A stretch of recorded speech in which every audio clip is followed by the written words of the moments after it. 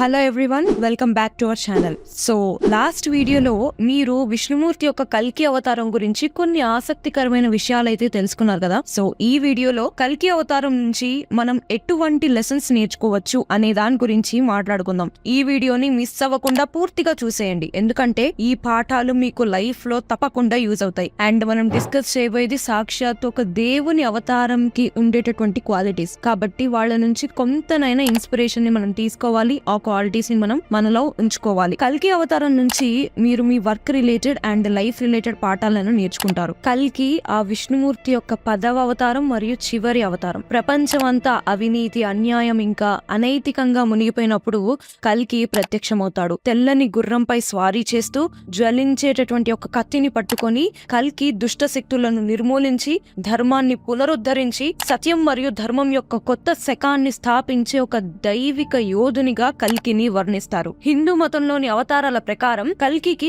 చాలా మంచి లక్షణాలు ఉన్నాయి. అలాగే వృత్తిపరమైన అండ్ జీవితానికి సంబంధించినటువంటివి కల్కి అవతారం నుంచి మనం కొన్ని పాఠాలని చాలా నేర్చుకోవచ్చు. మొట్టమొదటి క్వాలిటీ వచ్చేసి న్యాయం. కల్కి అవతారం న్యాయం యొక్క భావనను సూచిస్తుంది. అన్యాయం, అధర్మం తొలగించడమే కల్కి అవతారం యొక్క ముఖ్య ఉద్దేశం. మీ వర్క్ రిలేటెడ్ వ్యవహారాల్లో లేకపోతే నిర్ణయం తీసుకోవడంలో న్యాయబద్ధత, న్యాయంగా ఉంటూ న్యాయాన్ని పాటించడం ప్రతి ఒక్కరూ తప్పకుండా నేర్చుకోవాలి. సెకండ్ క్వాలిటీ ధర్మం. కల్కి అవతారం తరచుగా ధర్మం లేదా ధర్మాన్ని మళ్ళీ తిరిగి తేవడానికి దీంతోటి ముడిపడి ఉంటుంది. ధర్మో రక్షతి రక్షితః అని అన్నారు మన పెద్దలు. ఊరికేనా అంటారా చెప్పండి? మీ ప్రొఫెషనల్ లైఫ్ లో ఎథిక్స్ అండ్ వాల్యూస్ ను కలిగి ఉండడం, ఇంకా సరైనటువంటి న్యాయంతో కూడినటువంటి నిర్ణయాలను తీసుకోవడం విజయానికి చాలా ఇంపార్టెంట్. కాబట్టి ధర్మంగా ఉన్నది ఏ పని చేసినా మనం సక్సెస్ అవుతాం, కానీ దానికి కొంచెం టైం అనేది పట్టొచ్చు. అధర్మంగా ఉండి సంపాదించింది నాశనం అవ్వడం కంటే ధర్మంగా సంపాదించే దానికి విలువ ఉంటుంది.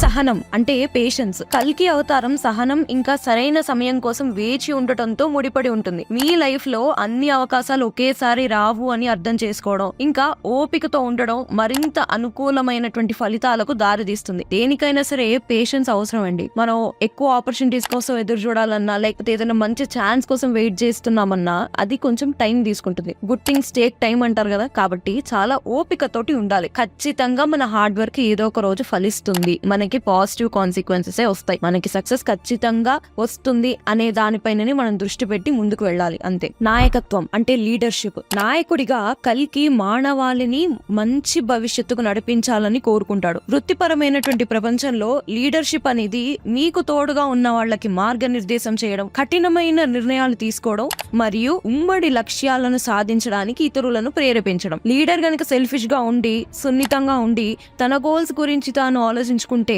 తనతో పాటు తనకి తోడుగా ఉన్న వాళ్ళని కూడా నాశనం చేస్తున్నట్లే. సో అందుకే లీడర్ కి అందరి గురించి ఆలోచించేటటువంటి మనస్తత్వం, కఠినమైన నిర్ణయాలు తీసుకునేటటువంటి మనస్తత్వం మరియు అందరినీ కలుపుకొని ఒకటే లక్ష్యంతో ముందుకు వెళ్ళగలిగేటటువంటి శక్తి అండ్ ఆ రకమైనటువంటి ఒక మంచి మెంటాలిటీ అనేది ఉండాలి. Patience is the best remedy for every trouble అని గుర్తుపెట్టుకోండి. Resilience and determination. కల్కి ఒక లక్ష్యం గొప్ప అడ్డంకులని ఇంకా విరోధులని అధిగమించడం. అది రిసైలెన్స్ ఇంకా డిటర్మినేషన్ వల్లనే సాధ్యమవుతుంది. మీ కెరియర్ లో రిసైలెన్స్ అండ్ డిటర్మినేషన్ ఉంటే మీరు ఎదురు దెబ్బలను ఎదుర్కోవడానికి ఇంకా బలంగా ముందుకు సాగడానికి చాలా హెల్ప్ అవుతుంది. బ్యాలెన్స్. కల్కి అవతారం పవర్ అండ్ బెనిఫిట్స్ మధ్య బ్యాలెన్స్ ని సూచిస్తుంది. మీ వృత్తి జీవితంలో గోల్స్ అండ్ వాల్యూస్ బ్యాలెన్స్ చేసుకోవడం చాలా ఇంపార్టెంట్. మీ యాక్షన్స్ ని గొప్ప ప్రయోజనాల కోసం ఉపయోగపడేలాగా చూసుకోవాలి. మనకు ఉండేటటువంటి గోల్స్ ని మనం బ్యాలెన్స్ చేసుకుంటూ వెళ్ళాలి అండ్ మనకు ఉండేటటువంటి వాల్యూస్ ని, మన విలువల్ని కూడా మనం కాపాడుకుంటూ వెళ్ళాలి. గోల్స్ అచీవ్ చేయడం కోసం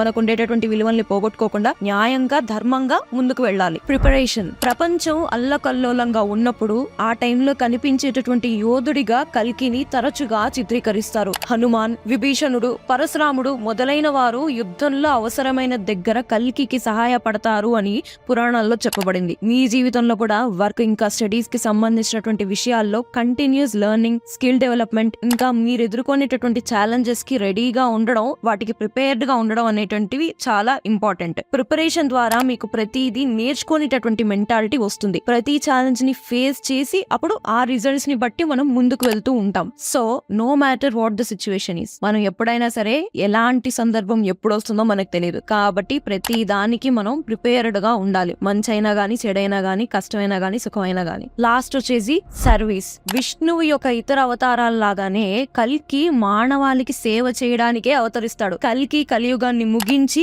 మళ్లీ యుగాల చక్రాన్ని ప్రారంభించడంలో సహాయం చేస్తాడు. జీవితంలో ఎంత ఎదిగినా కూడా ఒదిగి ఉండాలి. మీకు సరిపోయే దానికంటే ఎక్కువ ఉన్నప్పుడు సేవ చేస్తే పుణ్యం లభిస్తుంది. అలాగే మానవాళికి సహాయపడిన వాళ్ళు అవుతారు. ఇవండి కల్కి అవతారం నుంచి మనం నేర్చుకునేటటువంటి పాఠాలు. ఇవి మతంతో సంబంధం లేకుండా ఎవరికైనా సరే విలువలతో, నైతికతతో, నాయకత్వం ఇంకా వ్యక్తిగత అభివృద్ధి కోసం చేయడం అనేది మనం నేర్చుకోవాలి. ఈ వీడియో గనక మీకు నచ్చినట్లయితే లైక్, షేర్, కమెంట్ అండ్ ఇలాంటి మరిన్ని ఇంట్రెస్టింగ్ వీడియోస్ కోసం మా ఛానల్ ని సబ్స్క్రైబ్ చేయడం మాత్రం మర్చిపోకండి.